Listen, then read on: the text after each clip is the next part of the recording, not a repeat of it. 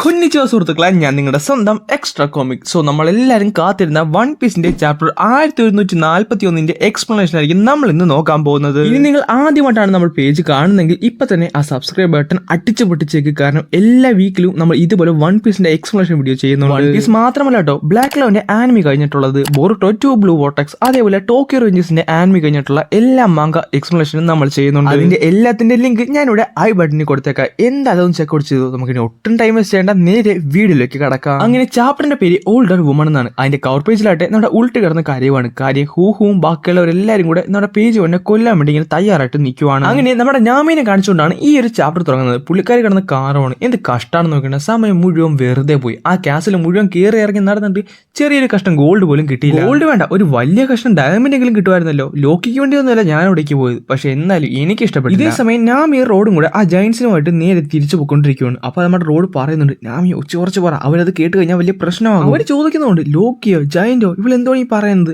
അപ്പൊ നമ്മുടെ റോഡ് ഒന്നോ രണ്ടോ ഒക്കെ പറഞ്ഞ് അതങ്ങോട്ട് മാറ്റുകയും ചെയ്യും. നാമി വീണ്ടും കിടന്ന് കാർ പോകണം, എനിക്ക് ട്രഷർ വേണമെന്നും പറഞ്ഞുകൊണ്ട് അവിടെ നിന്ന് നമ്മുടെ ഫ്രാങ്കി റിപ്ലിയില്ലേ അവരുടെ അടുത്തേക്കാണ് പോകുന്നത്. റിപ്ലി പറയുന്നുണ്ട്, ഈ ആഡം സ്ട്രീറ്റിലെ ഓരോ കമ്പിലാണ് ഓരോ വില്ലേജ് ഒക്കെ ഇരിക്കുന്നത്. അവിടെ വെച്ച് നമ്മുടെ ഫ്രാങ്കി ഒരു വലിയ കഷ്ണം കാണുന്നുണ്ട്. നമ്മുടെ ഫ്രാങ്കി ചോദിക്കുന്നുണ്ട്, അതെന്തോ സംഭവം. അപ്പൊ അവള് പറയുന്നുണ്ട്, അവിടെയാണ് നമ്മുടെ ഹൗഗൻ വില്ലേജ് ഉണ്ടായിരുന്നത്. ഒരു ദിവസം ഇവിടെ ഒരു മിന്നലടിച്ചപ്പോൾ തന്നെ ആ കമ്പ് കിടന്ന് കത്താനും തുടങ്ങി. അതൊക്കെ ഇച്ചിരി പഴക്കം ചേർന്നാൽ നന്നായിട്ട് കത്താനും തുടങ്ങി. സോ വില്ലേജിനൊന്നും പറ്റാതിരിക്കാൻ വേണ്ടി ആ കമ്പ് മുറിച്ച് കളയേണ്ടി വന്നു. ഈ ഒരു ഇൻസിഡന്റ് വളരെ കാലം മുമ്പാണ് നടന്നത്. അതുകൊണ്ട് തന്നെ ആ ആഡം സ്ട്രീറ്റ് ആ ഒരു ബ്രാഞ്ചിന് കുറെ കേടുപാടുകളൊക്കെ ഉണ്ട്. നമ്മുടെ ഫ്രാങ്കി പറയുന്നുണ്ട്, എന്തൊക്കെ പറഞ്ഞ ഒരു കാര്യമില്ല, സമയത്തിന് മുമ്പ് എല്ലാം തോറ്റുപോകും. അപ്പോൾ തന്നെ റിപ്ലി ഒരു കാര്യം പറയുന്നുണ്ട്, ഇത് നമ്മൾ ശ്രദ്ധിച്ച് കേൾക്കേണ്ട ഒരു പാട്ടാണ്. റിപ്ലി പറയുന്നത് എൽബോഫിലെ 2 വീക്ക്നെസ്സിനെ കുറിച്ചാണ്. ഒന്ന് ഫയറും മറ്റൊന്ന് ലൈറ്റ്നിങ്ങുമാണ്. നാമയൊക്കെ നമ്മുടെ ഉസോപ്പിന്റെ അടുത്തേക്ക് തിരിച്ചു വന്നിട്ടുണ്ട്. ഉസോപ്പിന്റെ കാര്യം പറയാൻ വേണ്ട, പുള്ളിക്കാരനായിട്ട് അടിച്ച് കിണ്ടിയായിട്ട് നിൽക്കുകയാണ്. പുള്ളിക്കാരൻ നേരെ നിൽക്കാൻ പോലും മേല. നാമിനെ വിളിച്ച് നമ്മുടെ ജാറിന്റെ അടുത്തേക്ക് ഓടി ചെല്ലുന്നുണ്ട് ഉസോപ്പ്. ജാറിലെ നോക്കിയടാ, ഇതാണ് ഞങ്ങളുടെ നാവിഗേറ്റർ. എങ്ങനെയുണ്ട്, ഇവള് സുന്ദരിയല്ലേ, ഇവള് നിന്റെ ടൈപ്പ് ആണോ? അപ്പൊ തന്നെ അവൾ പറയുന്നുണ്ട്,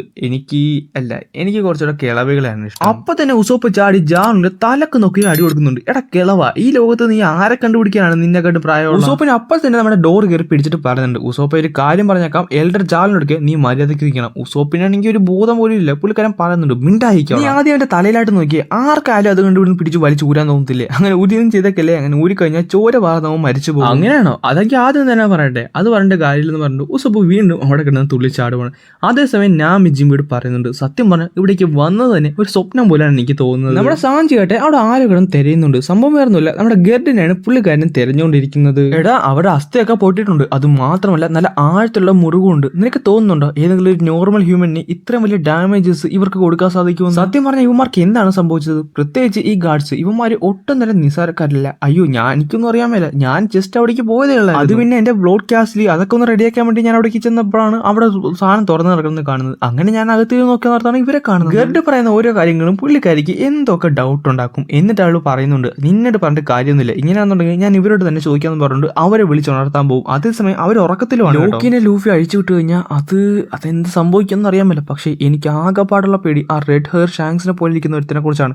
ഇത് പറയാൻ നേരത്ത് നമ്മുടെ ഗർഡ് പുറകിൽ നിന്ന് വന്ന് നമ്മുടെ റോഡിനടിച്ച് താഴ്ത്തിട്ട് പറയുന്നുണ്ട്, എനിക്കറിയാൻ നിനക്ക് എന്തോ അറിയാമെന്ന്, അതുകൊണ്ട് മര്യാദക്ക് എന്നോട് സത്യം പറഞ്ഞു. ഇതേ സമയത്ത് നമ്മുടെ ലൂഫി സോറും കൂടെ ലോക്കിയുടെ വാതിക്ക് വന്നിട്ടുണ്ട്. ലോക്കിയായിട്ട് ചോരയിൽ കുളിച്ചു കിടക്കുകയാണ്. ലോക്കി മാത്രമല്ല അവിടെ ഉണ്ടായിരുന്ന മൃഗങ്ങൾ നമ്മുടെ ലൂഫി കിടന്ന് കാണുന്നുണ്ട്. ലോക്കി, നിനക്ക് എന്താണ് സംഭവിച്ചത്? ആരാണ് നിന്നെ ഇങ്ങനെ? ലോക്കിയായിട്ട് മര്യാദക്കൊന്നും ശ്വാസം പോലും എടുക്കുന്നില്ലായിരുന്നു. അപ്പൊ സോറ പറയുന്നുണ്ട്, ഇവൻ ജയൻസിനെ അപേക്ഷിച്ച് നോക്കാൻ നടത്തുന്ന ഒരു ജയന്റ് ആണ്. ലൂഫി പെട്ടെന്ന് തന്നെ ആ താക്കോലായിട്ട് പുള്ളിക്കാരനെ അഴിക്കാൻ ശ്രമിക്കുന്നുണ്ട്. അപ്പൊ സോറ പറയുന്നുണ്ട്, ലൂഫി അത്ര പെട്ടെന്ന് അഴിക്കൊന്നും വേണ്ട, എന്റെ സോറ ഈ വൂൺസുമായിട്ട് അവൻ ചാടി കയറി എന്തെങ്കിലും ചെയ്യുമെന്ന് തോന്നുന്നുണ്ടോ? അപ്പൊ തന്നെ ലൂഫിയുടെ കൺട്രോൾ തെറ്റി പുള്ളി താഴത്തേക്ക് വീഴാൻ പോകും. അപ്പൊ സോറ പറയുന്നുണ്ട്, അതൊന്നെങ്കിൽ സീ സ്റ്റോൺസ് വെച്ച് ക്രിയേറ്റ് ചെയ്തിട്ടുള്ളതായിരിക്കും, നീ ഒന്ന് വെയിറ്റ് ചെയ്യും, നമുക്ക് എന്തായാലും നോക്കാം. അല്ലെങ്കിൽ ആരായിരിക്കും ഇവരെല്ലാരും ഇങ്ങനെ ഡിഫീറ്റ് ചെയ്തിട്ടുള്ളത്? ലൂഫി കിടന്ന് കാണുന്നുണ്ട്, സോറ അവനിപ്പോ ചാകും, അവൻ നമുക്ക് എങ്ങനെയെങ്കിലും രക്ഷിക്കണം. അപ്പൊ നമ്മുടെ സോറയും കിടന്ന് കാണുന്നുണ്ട്, ലൂഫി ഒരു കാര്യം പറഞ്ഞേക്കാം, അവൻ ഇതുവരെ നമുക്ക് ഒന്നും തന്നെ ചെയ്തു കഴിഞ്ഞിട്ടില്ല. അത് മാത്രമല്ല അവന്റെ റെപ്യൂട്ടേഷൻ എന്താണ് നമ്മൾ ഓർക്കണം. അവനെ കണ്ടില്ലേ, ഓർസിന്റെ അത്ര. നമ്മളിപ്പോ ഇവനെ ഫ്രീ ആക്കി കഴിഞ്ഞാൽ അത് ചിലപ്പോൾ ഈ കണ്ടിട്ട് തന്നെ അവസാനമായിരിക്കും എന്ന് പറഞ്ഞുകൊണ്ട് സോറ നൈസ് ചെയ്ത് നമ്മുടെ ലോക്കിയുടെ മേത്ത് കയറുവാണ്. എന്നിട്ട് അവന്റെ മേത്ത് നോക്കി ഒരു ചവിട്ടും കൊടുക്കും. ലൂഫി കാണുന്നുണ്ട്, സോറോ നീ എന്തുവാണ് കാണിക്കുന്നത് എന്ന് ബോധം വന്നാൽ നമ്മുടെ ലോക്ക് കിടന്ന് കാണുന്നുണ്ട്. അപ്പൊ സോറ പറയും ചെയ്യും, ഇത് കള്ളത്തിലൊന്നുമല്ല, ഇത് യഥാർത്ഥ രക്തം തന്നെ. പക്ഷേ ലോക്കിയുടെ മൈൻഡ് വീണ്ടും പോകും. പുള്ളിക്കാരൻ നേരെ താഴത്തേക്ക് വീഴുകയും ചെയ്യും. അപ്പൊ തന്നെ നമ്മുടെ സോറ പറയുന്നുണ്ട്, അവൻ ചാകുമെന്നാണ് തോന്നുന്നത്, പറയേണ്ട കാര്യമില്ല, ഒരു കാര്യം ചെയ്യും, ഞാൻ അവനെ അൺലോക്ക് ചെയ്യാം. അങ്ങനെയാണെന്നുണ്ടെങ്കിൽ നമുക്ക് നേരെ ഇവനെ ചോപ്പറിന്റെ അടുത്തേക്ക് കൊണ്ടുപോകാം. ചോപ്പറിന്റെ അടുത്തേക്ക് അല്ല, അത് നടക്കത്തില്ല, അത് ലൈബ്രറി നല്ല ദൂരമുണ്ട്, നമുക്ക് പാർട്ടിയിൽ പോയി ഏതെങ്കിലും ഒരു ഡോക്ടറിനെ വിളിച്ചിട്ട് വരാം. ലോക്കിനെ തുറന്നു വിട്ട് അവന് ചികിത്സിക്കാണെന്ന് പറഞ്ഞു കഴിഞ്ഞാൽ നമ്മളവരെല്ലാവരും ഇവിടുന്ന് ബാഡ് ചെയ്തിട്ടില്ലേ, അതൊന്നും അറിയാൻ പറ്റില്ല. പക്ഷെ എനിക്ക് നല്ല വിശക്കുന്നുണ്ട്. അപ്പൊ നമ്മുടെ സോറ ഒരു കാര്യം പറയും, അത് സീനൊന്നുമില്ല, കാര്യം എന്താ ഇവിടെ കുറെ മീറ്റ് കിടപ്പുണ്ട്. സോറ ഉദ്ദേശിക്കുന്നത് അവിടെ കിടന്ന ആ മൃഗങ്ങളെയാണ്. ലൂഫി കിടന്ന് കാരണമുണ്ട്. ഒരു കാര്യം പറഞ്ഞേക്കാം, അവരെല്ലാവരും എന്റെ ഫ്രണ്ട്സ് ആണ്, അവരെന്തായാലും ഈ കാര്യത്തിൽ നിന്ന് പുറത്താക്കിയേക്കാം. എന്തായാലും ഞാൻ ഡോക്ടറിനെ കണ്ടുപിടിച്ച് തരാന്ന് പറഞ്ഞു ലൂഫി അവിടെ നിന്ന് ഓടുവാണ്. പെട്ടെന്ന് മേളിൽ നിന്ന് ഒരു ശബ്ദം കേൾക്കുന്നുണ്ട്. മേളിൽ നിന്ന് താഴത്തേക്ക് വീണോണ്ടിരിക്കുന്നത് മറ്റാരുമില്ല, നമ്മുടെ ന്യൂ ജയൻ പൈലറ്റ്സ് ആണ്. അവരുടെ കൂടെ നമ്മുടെ സാഞ്ചി ഉണ്ട് കേട്ടോ. അവർ പറയുന്നുണ്ട്, ദൈവമേ എനിക്കറിയാമായിരുന്നു റിലം ഓഫ് ഡെഡിലേക്ക് വന്നു കഴിഞ്ഞാൽ ആ ക്ലൗഡ്സ് മെയിൻറ്റെയിൻ ചെയ്യത്തില്ലായിരുന്നു. പക്ഷെ പറഞ്ഞിട്ട് കാര്യമില്ല, ഇത് എമർജൻസി ആണ്, നമുക്ക് എത്ര പെട്ടെന്ന് താഴത്തെത്തിക്കണം. ലോക്കി എങ്ങനെ എസ്കേപ്പ് ചെയ്ത് കഴിഞ്ഞാൽ പിന്നെ പറഞ്ഞിട്ട് കാര്യമില്ല. അപ്പൊ നമ്മുടെ ഹജുദ്ദീൻ പറയുന്നുണ്ട്, ഗൈസ് അതിനു മുമ്പ് നമ്മൾ ചാകുമെന്നാണ് തോന്നുന്നത്, നിങ്ങൾ എല്ലാവരും എന്നോട് ക്ഷമിക്കുന്നു പറഞ്ഞുകൊണ്ട് അവരെല്ലാവരും താഴത്തേക്ക് വീണുകൊണ്ടിരിക്കും. താഴത്തെത്തുന്നതിന് തൊട്ട് മുമ്പ് ലൂഫി തന്റെ ഗം ബലൂൺ യൂസ് ചെയ്ത് അവരെ രക്ഷിക്കുന്നുണ്ട്. അവരുടെ ഷിപ്പ് വീണ്ടും തിരിച്ച് മേലേക്ക് പോകുന്നുണ്ടെങ്കിലും വലിയ കുഴപ്പമൊന്നും ഉണ്ടായില്ല. ലൂഫി ഞാൻ സമയത്ത് തന്നെ വന്നില്ല, വലിയ കുഴപ്പമൊന്നും ഉണ്ടായില്ലല്ലോ. ലൂഫി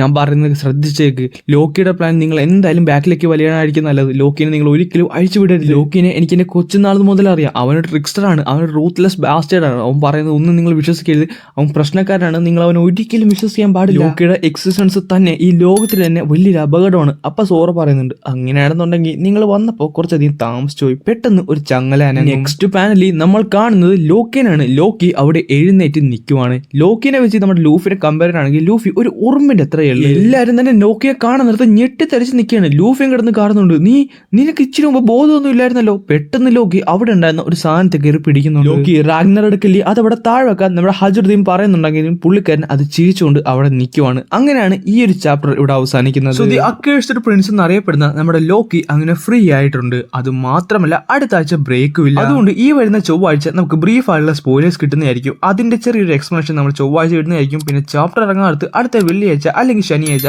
ചാപ്റ്ററിന്റെ എക്സ്പ്ലനേഷൻ ഇടുന്നതായിരിക്കും.